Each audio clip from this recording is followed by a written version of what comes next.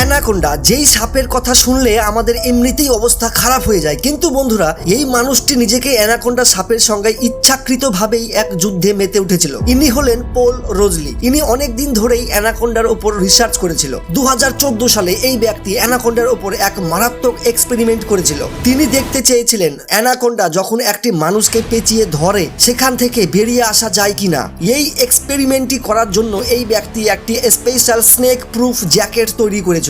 এটি এমন ভাবে তৈরি করা হয়েছিল যেন নিঃশ্বাস নিতেও কোনো অসুবিধা না হয় এবং শরীরের হাড় যেন অ্যানাকোন্ডার চাপে ভেঙে না যায়। ফাইনালি পলস নামে এই ব্যক্তি একটি 20 ফুট লম্বা অ্যানাকোন্ডার কাছে যায়। তারপর সাপটি সর্বপ্রথম উনার বাম হাতে আক্রমণ করে বসে এবং ধীরে ধীরে ওই ব্যক্তির বডিকে জড়িয়ে নেওয়ার চেষ্টা করে। অপরদিকে পল নামে ব্যক্তিটিও নিজেকে বাঁচানোর জন্য চেষ্টা করতে থাকে। দীর্ঘ 2 ঘন্টা পর্যন্ত এই ভয়ঙ্কর লড়াই চলেছিল, কিন্তু শেষ পর্যন্ত এই ব্যক্তিটির অবস্থা খারাপ হতে চলেছিল। সাপটির অসম্ভব চাপের কারণে পল নামে ব্যক্তিটির হাড় ভেঙে যাবার মতো অবস্থা হয়ে গিয়েছিল। তখন নিজের টিমকে ডাকে সাপটি থেকে নিজেকে উদ্ধার করার জন্য এবং তার টিম এসে তাকে উদ্ধার করে। তবে বন্ধুরা এই ব্যক্তির সাহস সম্পর্কে আপনার মূল্যবান মতামত অবশ্যই জানাবেন। বন্ধুরা এই ইঁদুরটিকে দেখুন, যার শরীরকে ভেদ করে একটি গাছ বেরিয়ে এসেছে, কিন্তু প্রশ্ন হলো কেমন করে এটি সম্ভব হলো? গাছ মাটি ছাড়া কি করে জন্মালো? কারণ একটি গাছকে জন্মানো এবং বেড়ে ওঠার জন্য মাটির প্রয়োজন। এই অদ্ভুত ঘটনাটি ঘটেছে মধ্যপ্রদেশে, যেখানে এক কৃষক যখন প্রতিদিনের মতোই সেদিনও নিজের চাষের জমিতে চাষ করতে যায় এবং